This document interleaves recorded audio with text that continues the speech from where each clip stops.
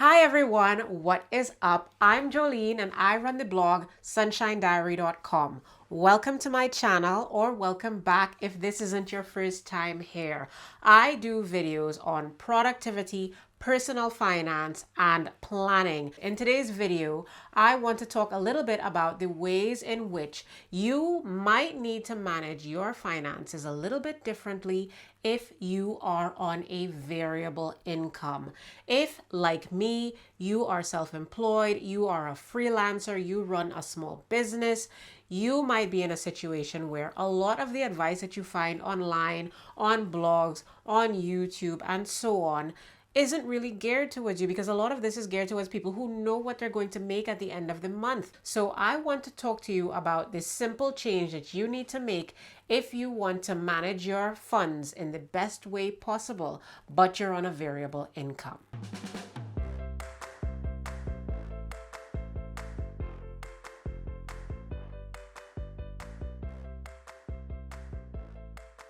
So before I go into my actual advice, let me give you a little bit of backstory about who I am.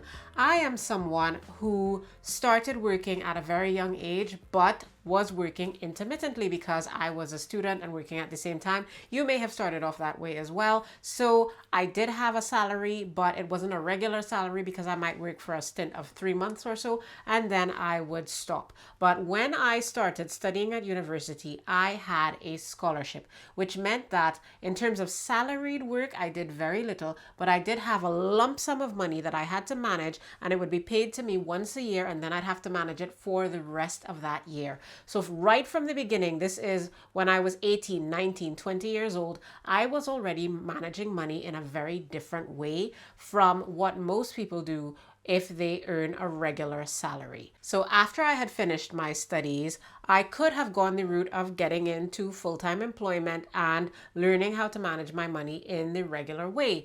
But once again, I kind of went a different path. By the third year after I had finished my master's, I was already fully self-employed. The normal way that people manage money didn't really apply to me. Sometimes I made nothing, sometimes I made a lot in 1 month, and I could never anticipate. So I would like to tell you what my system looks like. What do I do? Since I can't really make projections because I don't know how much I'm going to earn, since I can't really take that popular advice that you should pay yourself first. I'm sure you've heard that before, but paying yourself first only works if you know how much you're going to earn, because if you earn only $100 next month and you pay yourself first, then you can't pay your bills.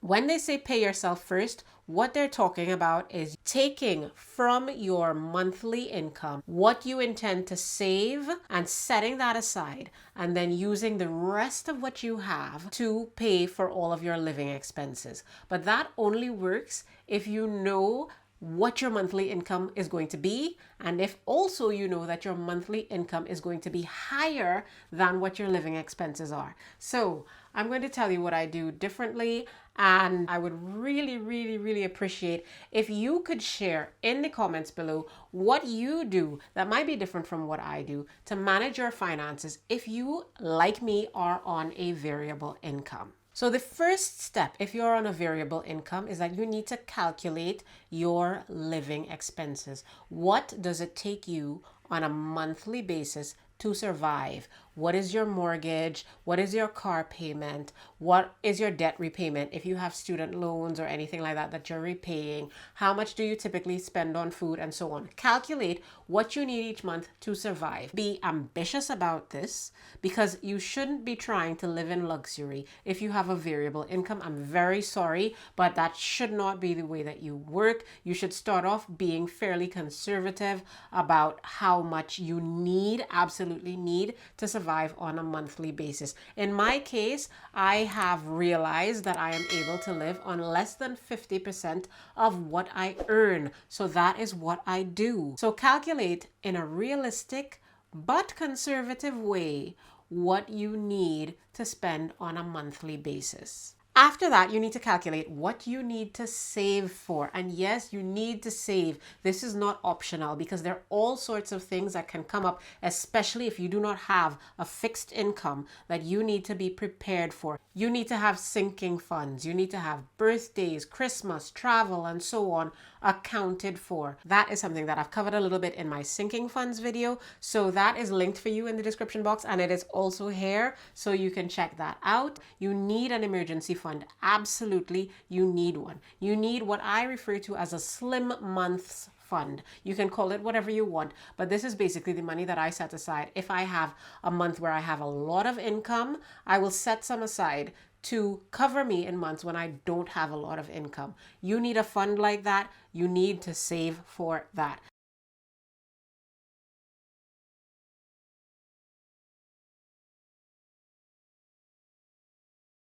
So once you've calculated what you need to live on a monthly basis, a realistic but conservative amount, and then you've calculated what you need to save on a regular basis so that all of your other needs are met, set aside every single penny that you earn to savings and investments. So to give you real figures, let's imagine that you earn 1,000 euros a month and you have calculated that you need 700 euros a month for your mortgage and your bills and your food and your transport and your debt repayment and so on. Of course, these are not real figures. We all wish that we could cover all of our needs with 700 euros, but let's just imagine that that's what your numbers look like. What you have left over after that is 300 euros. So every single penny of that 300 needs to go into your savings categories. It needs to go into your slim months fund. It needs to go into your emergency fund. It needs to go into all of your investments that you are putting aside so that your money can earn you money. And it needs to go into your just plain old rainy day savings. What I would recommend is that you kind of manage it in such a way that first you build your emergency fund. That's the first thing that you need. After that, you build your slim months fund so that you are covered if all of a sudden there should be a downturn, you should lose some work for whatever reason. Maybe you're ill, because if you have a variable income, chances are that when you are not well, you're also not making money. That's how it is for me. That's probably also how it is for you. After that, you can think about things like travel and birthdays and Christmas and so on. That is essentially the order in which you prioritize things and the way that you manage your money differently if you are not in a position to pay yourself first. So that is it. That is my biggest tip on how you need to budget differently if you have a variable income. If you do have a variable income and you use any other tips or strategies to make sure that your finances are well managed, I would like to encourage you to share those in the comments below, because that can benefit the entire community, and I am always curious and eager to learn new money management techniques. In any event, I am so glad that you have stayed until the end of this video. If you've enjoyed the video, please do subscribe. I try very hard to fill my channel with interesting and useful content, and it would mean a lot to me if you decided to stick around for the journey.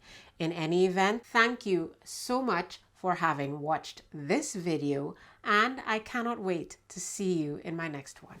Bye.